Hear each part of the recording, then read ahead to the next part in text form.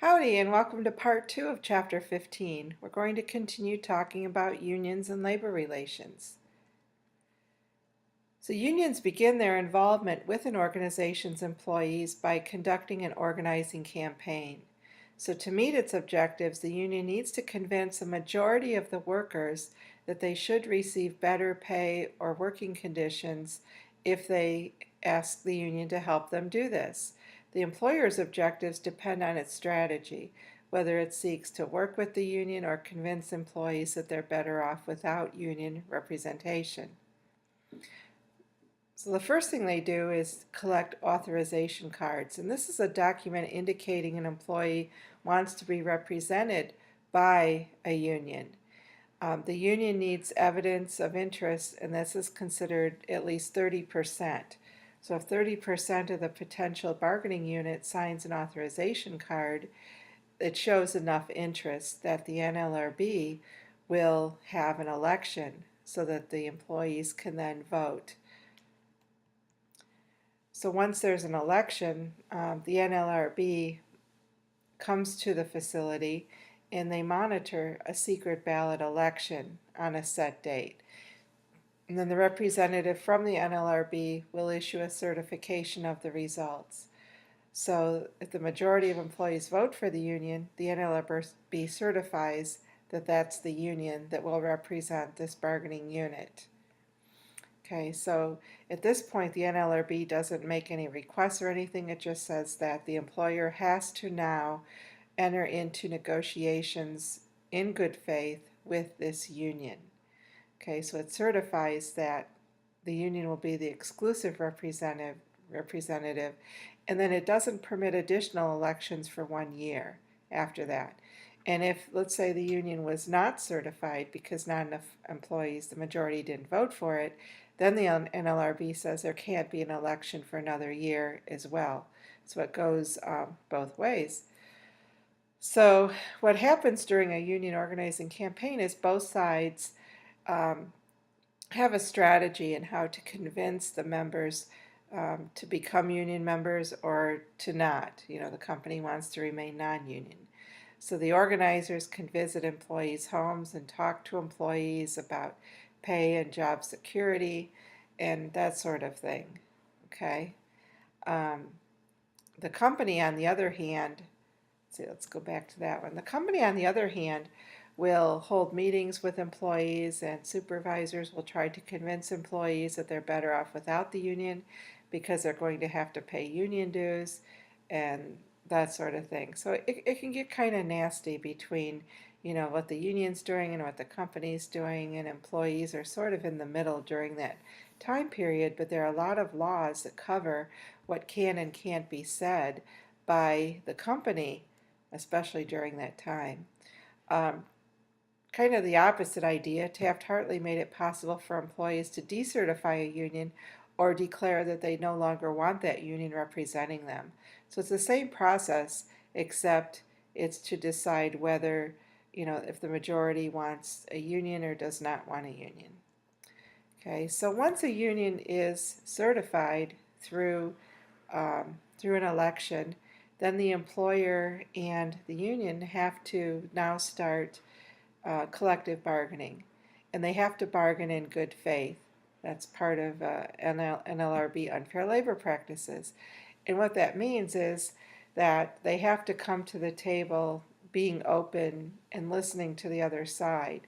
For instance, both sides can't come with their final offer and just put that on the table and say, I'm not going to talk, this is it. That would be an unfair labor practice.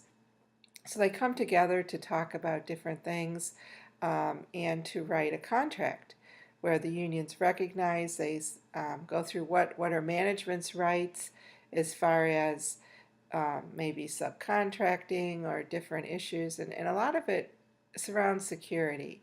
Okay, then they'll also negotiate compensation and benefits, wages, working conditions, the grievance procedure, so on and so forth. Okay, so sometimes you get to a point, and I know I was involved in one of these where we were negotiating a first contract, is you get to a point called impasse. And what that means is you've negotiated in good faith with each other, but you come to a point where neither side is willing to give in anymore. They're at their final sort of offer, and they're not agreeing with each other. So a couple things can happen, and normally what happens is the union will go back to their members and they'll take a strike vote. They'll ask their members, are you willing to strike should the company not agree any further? Because that gives the union power. They can come back to the company and say, well, we went to our members and the majority are willing to go on strike. Okay, and so that then forces the company to go, oh, well, maybe we better go back and try to negotiate again. Or the employer could initiate a lockout where they tell workers that they can't come in to work anymore until certain conditions are met. So these are strategies that can happen, but these aren't good. I mean, no one ever wins in a strike because the union members lose wages and benefits during that time. The employer loses efficiency and productivity. Plus, it kind of destroys the relationship between the parties. So there are some alternatives. Mediation, the federal government will provide a mediator to come in and they kind of talk to one side, talk to the other side, just trying to break that down. Could be a fact finder who comes in and makes a suggestion of what should happen, or arbitration, and arbitration is binding. So this would go to a person. They would decide which side will or what it should be on this particular issue. Okay, so arbitration is binding. The company and union have to live with that, versus mediation and fact finding are just ways to get people to sort of start talking again and seeing different sides.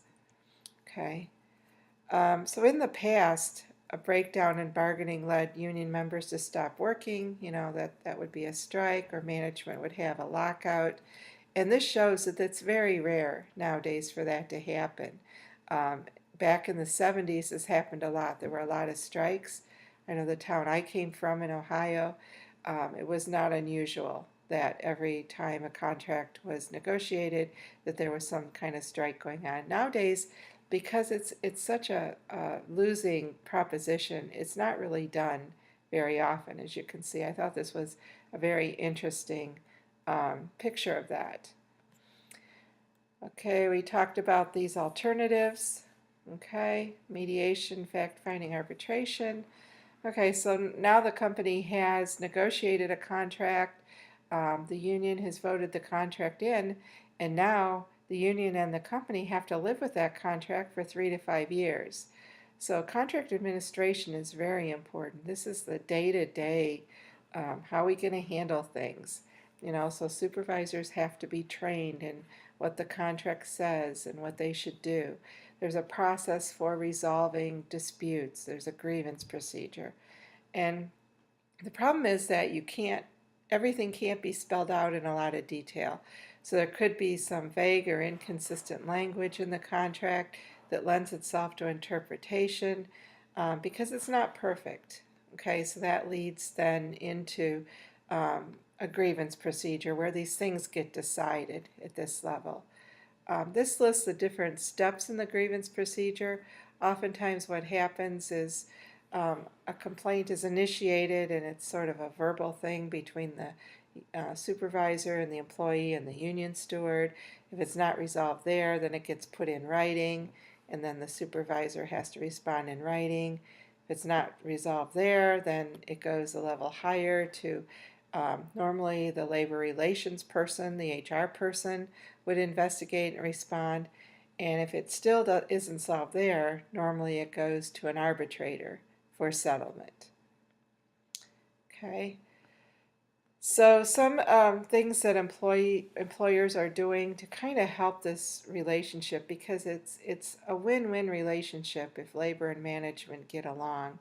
If they don't, it's never a good thing. I mean, conflict isn't very conducive to effectiveness and efficiency.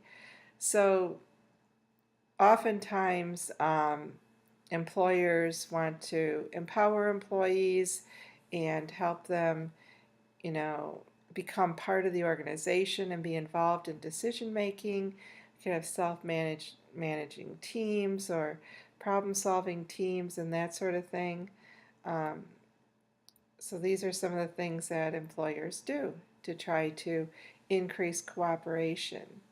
Okay, um, those are the high points for this part of the chapter.